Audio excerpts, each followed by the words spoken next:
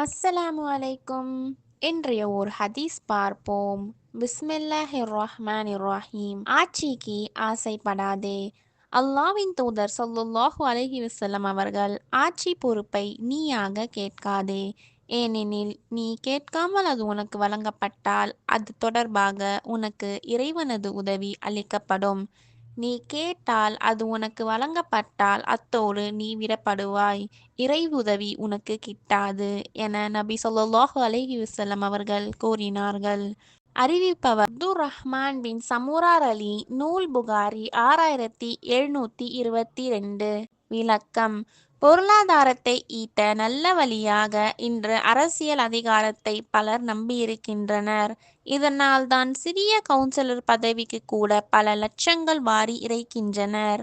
இது போன்ற பொறுப்புகள் மிக முக்கியத்துவம் வாய்ந்ததாகும். அந்த பொறுப்பு எதற்காக வழங்கப்பட்டதோ அதை சரிவர நிறைவேற்றாதவர் மறுமையில் குற்றவாளியாக நிறுத்தப்படுவார்.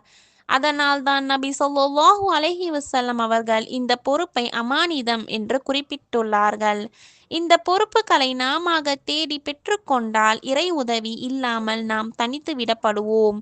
நமது திறமையையும் நேர்மையையும் பார்த்து மக்களாக கொடுத்தால் இறை உதவி நிச்சயமாக நமக்கு கிடைக்கும்.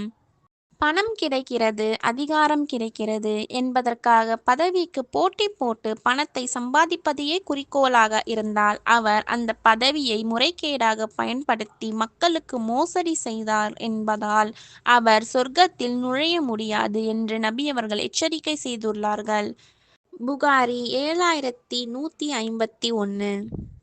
ஆஹிர் தாவானா அல்ஹம்துலில்லாஹி ரொப்பில் ஆலமீன். அஸ்ஸலாமு அலைக்கும் வரஹ்மத்துல்லாஹி வபரகாத்துஹு.